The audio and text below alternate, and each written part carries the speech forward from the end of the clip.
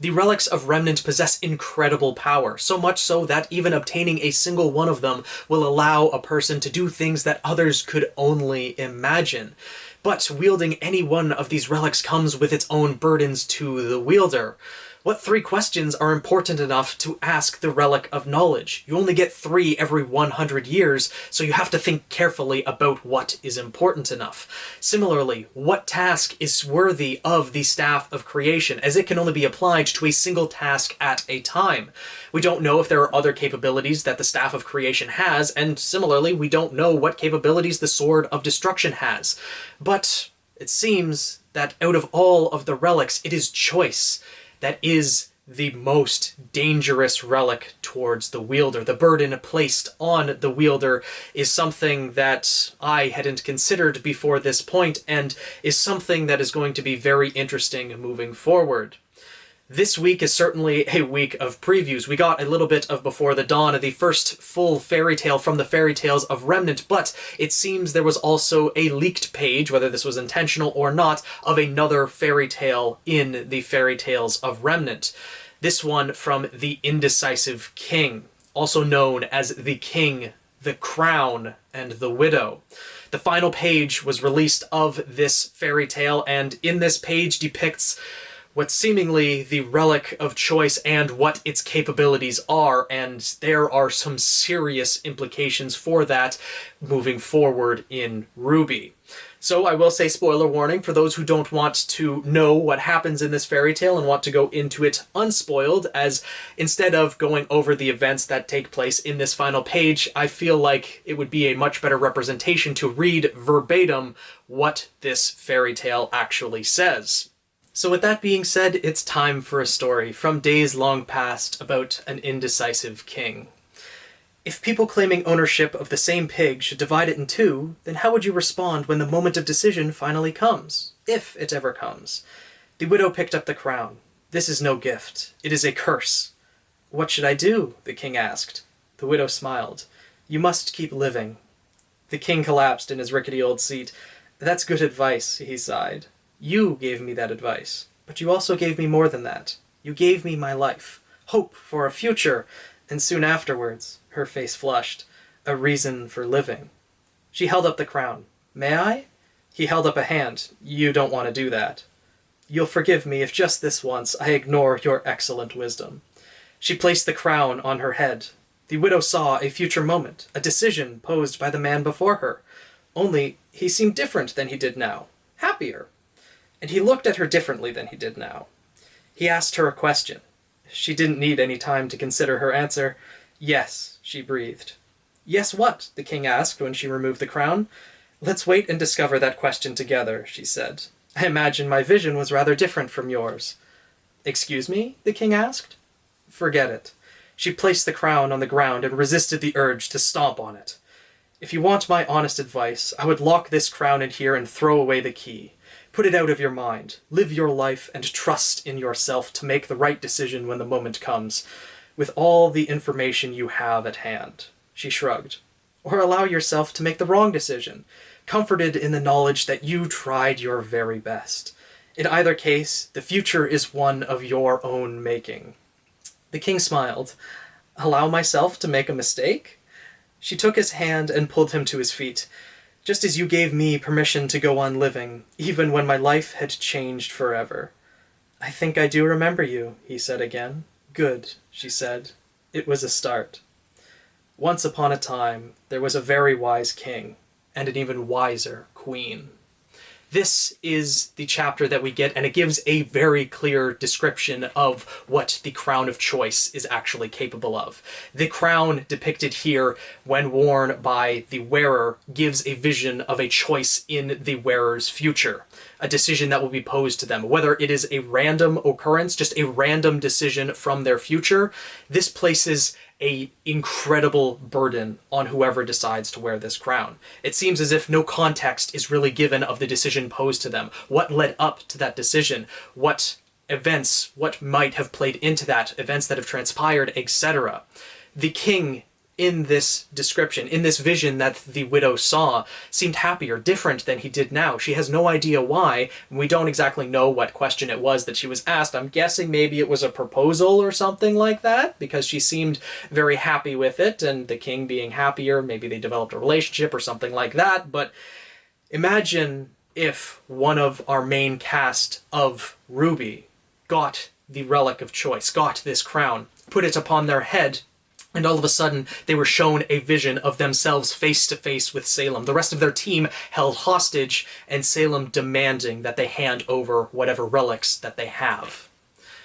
The decision leading up to that moment, whether that future is guaranteed or unavoidable, it's an incredible burden. And there is a little bit more added onto this. Ozpin's notes we get at the side, and this gives even more insight into the difficulties of wielding the Crown of Choice. This is just one example of many fairy tales that feature magical items that can help or harm their owners, or maybe both at the same time.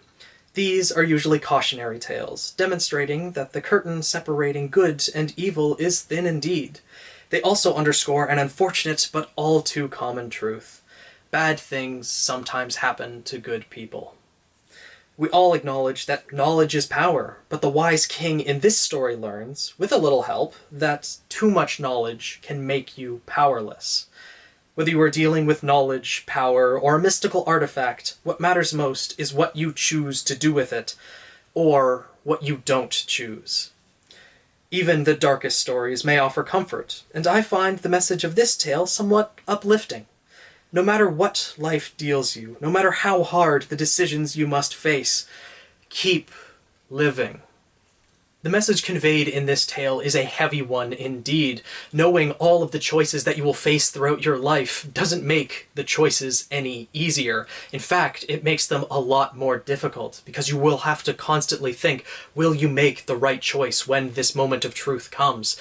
The only picture that we get on this page is of the king sitting in his throne, decrepit and decayed to the point where all that remains is a skeleton, the crown still sitting upon his head.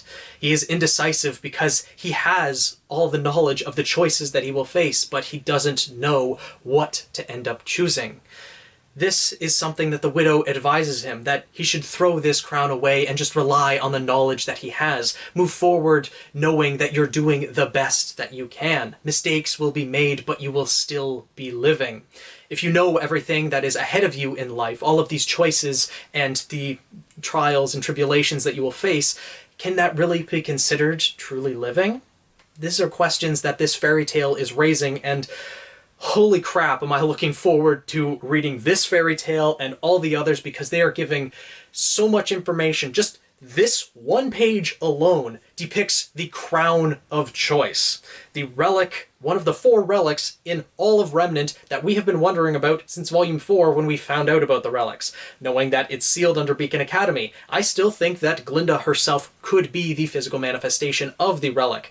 Maybe the widow herself is the physical manifestation of the relic. I doubt that's the case, considering she put the relic on her own head, but still, there are questions that are being asked here, and it seems very likely to me that this king, this extremely wise king, who had all the choices laid out before him and possessed the Crown of Choice, is possibly the incarnation of Ozma after the Great War. That he had the Crown of Choice, and that is what led to his decisions in battle that allowed him to pretty much single-handedly sweep through the battlefield and end the war himself. Crown atop his head, able to see the choices that he would have to face on the battlefield and things like that, so he's able to avoid death at every turn, as well as wielding the Sword of Destruction, able to fell numerous opponents in a single swing. With these 2 powers, it is not surprising that the King of Vale was essentially a godly presence on the battlefield. And after the war had ended, he had so many choices ahead of him, as essentially the world was at his fingertips. The leaders of the other kingdoms bowed before him, and he decided to put a facility in place, the Huntsman Academies, to essentially be the guiding force in Remnant against the Grimm, training new warriors so that there would be a fighting force against the darkness, against Salem eventually, though he didn't want to open that up to the world. That was probably choices that he had seen in the Crown as well, of the opportunities where he could have opened up about Salem. People that he could open up to, decide to trust, and have betrayed. And this also gives a more of context to the mistakes that Ozpin has made by not being fully truthful with Team RWBY. He's trusting his own knowledge, his own past, and his own experiences. And yes, he will make mistakes, although he's lived many more lifetimes than anyone else we know of in the world of RWBY, except Salem, but still hers is technically a single lifetime, it's just very long. He's learned a lot through his many experiences, but because of all of his experiences, he has a lot to draw on whenever he makes a serious decision. He will continue to make mistakes, but he will also continue to make right choices and right the wrongs that he has made in the past. This is a very, very interesting fairy tale, and I'm looking forward to seeing how it progresses. As I said previously, imagine one of our main characters, RWBY, for example, putting the crown upon her head and seeing Salem holding Weiss, Blake, or Yang by the throat, saying, "Hand over the relic now, or your friend will die. Everyone you care about will die." And RWBY is left with the choice of either letting her friends die and defeating Salem, or handing over the relics and saving her friends' lives. Like, that is a choice I could easily see coming to pass. Think about how this would affect a character as they are heading to the final battle, going to face Salem, knowing that they are going to be faced with this choice as well. Something that is going to be almost impossible for them to decide. You may think from an objective standpoint that, well, you save the world over saving your friends, but at that point, at that moment, having that knowledge for days, weeks, possibly even years before you were actually faced with that decision, you are going to doubt yourself so much, doubt every choice that you make leading up to that, every situation, is this future avoidable, etc. And I'm guessing a lot of people would end up abandoning the fight. And in the case of Team RWBY, they may have thought, well, maybe it was just better if we had left that relic of knowledge back in the sewers at Brunswick Farms. Then we could have just left this entire fight. We would never have to have possibly faced Salem, had to risk the relics being brought together, and we could have just lived a life of solitude away from all of this mayhem. There's so many choices that could lead a person to make decisions that they never thought they would have made, or put a huge burden on them, and this crown has so many implications surrounding it. And honestly, because of where the relic is sealed, that it's still at Beacon Academy, that Ozpin has stated that it's a bit more difficult to get to, I don't think we'll be seeing the relic for quite some time, at least until we get back to Beacon Academy or something else happens where the relic will be brought into the forefront of the story. But with that being the case, it will probably be closer to the end game, as we already have the Relic of Knowledge, and the Staff of Creation is ripe for the picking, and Atlas now. We're probably going to go to Vacuo after this, get the Sword of Destruction, so once the Relic of Choice is introduced, all 4 relics will be brought together, or at least introduced into the story, and it will be close to the end of RWBY. Therefore, I don't think we will get to see the crown used that many times, as it seems that it could constantly be used by the wearer. The person who has the Crown of Choice could see every choice that they will face throughout their lives. Maybe the relic only shows them something that they are desiring, a choice relating to what they're thinking about, or perhaps the people that are in close vicinity to them when they put on the crown. Like the widow, when she put on the crown, she envisioned the king who was already standing in front of him. However, he was in the future, he looked different, happier, and the choice was proposed at that point. There's a lot of unknowns for the Crown of Choice, and I'm really looking forward to finding out more about this, and especially more about this story and all the other ones contained in the Fairy Tales of Remnant, as we're going to be learning quite a bit more about the history of the show and the world, and these are going to be incredible stories. So let me know what your thoughts are down in the comments below. How did you like this extra little snippet from the Fairy Tales of Remnant about the Crown of Choice? What do you think about the powers of the Crown of Choice, this relic that has been a mystery for a few years for us now? And do you think that this is, in fact, the Crown of Choice? I think it's pretty much guaranteed that it is. It's not explicitly stated, but it's heavily hinted at, with decisions and choices being a key aspect in the crown. They wouldn't put two different things like that in the RWBY lore, so I'm pretty sure this is the crown of choice. Let me know your thoughts in the comments below. I'm really curious to know what you guys think. And if you did enjoy this video, want to see more RWBY theories, more RWBY content, etc., make sure to subscribe, join the Guild of the Eternal Flame, tweet me at Phoenix Knight 7, join our Discord server, and I'll see you guys in the next video.